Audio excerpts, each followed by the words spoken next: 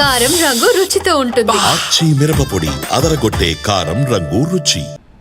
ధర్మస్థల సామూహిక ఖననాల కేసు రోజుకి మరింత ముదురుతోంది. ఇప్పటికే 14 సైట్స్లో తవ్వకాలు జరిపిన సిట్ టీం తాజాగా 15వ సైట్లో కూడా పనులను ప్రారంభించింది. ఓవైపు ఇటు తవ్వకాలు జరుగుతుండగానే మరికొందరు సాక్షులు తాము కూడా శవాలను పాతిపెట్టడం చూశామంటూ సిట్ని ఆశ్రయిస్తున్నారు.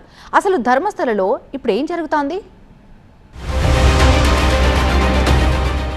ధర్మస్థల క్రైమ్ ఫైల్స్ ఒక్కొక్కటిగా తెరుచుకుంటున్నాయి. సిట్ ఇన్వెస్టిగేషన్ జోరుగా సాగుతోంది. ధర్మస్థలలో ప్రస్తుతం లొకేషన్ నంబర్ 15లో తవ్వకాలు జరుగుతున్నాయి. ఇక్కడ ఎలాంటి మానవ అవశేషాలు బయటపడతాయన్న టెన్షన్ అందరిలోనూ ఉంది. పారిశుధ్య కార్మికుడిచ్చిన వాంగ్మూలంతో ధర్మస్థల క్రైమ్ ఫైల్స్ తెరుచుకున్నాయి.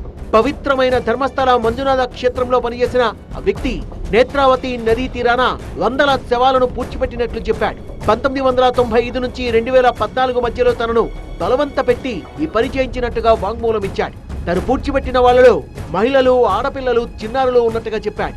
మొత్తం 15 లొకేషన్లు గుర్తించి అక్కడ తను పూడ్చిపెట్టినట్టుగా చెప్పడంతో ఈ ఆరోపణలు దేశవ్యాప్తంగా సంచలనం సృష్టించాయి. కర్ణాటక ప్రభుత్వం ఏర్పాటు చేసిన సిట్ బృందం మొత్తం 14 లొకేషన్లలో కొన్నింటిలో తవ్వకాలు జరిపితే ఇప్పటి వరకు 6వ లొకేషన్, 11వ లొకేషన్ లో భారీగా ఎముకలు దొరికాయి. 11వ లొకేషన్ లో పూర్తిగా తవ్వకాలు జరపలేదు. తొలి 10 లొకేషన్లలో 6వ లొకేషన్ తప్ప ఎక్కడా మానవ అవశేషాలు దొరకలేదు. ఇప్పుడు 14వ లొకేషన్ లో 114 ఎముకలు దొరికినట్లు అధికారులు ప్రకటించారు. ఏ ఎముక ఎవరిది అనేది ఇంకా తెలియలేదు. DNA టెస్టులు జరిపిన తర్వాతే ప్రకటించబోతున్నారు. పాన్ కార్డ్, డెబిట్ కార్డ్ కూడా దొరికినట్టు తెలుస్తోంది. నేత్రావతి నదీ తీరంతో పాటు హైవే పక్కన కాండియా ఏరియాలోని గుట్టలు, బండ్లగుడి ప్రాంతాల్లో 15 సైట్లు ఉన్నాయి.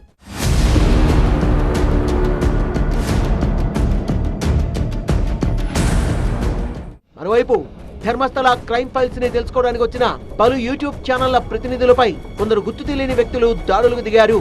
దీంతో నలుగురు ఆసుపత్రి పాలయ్యారు.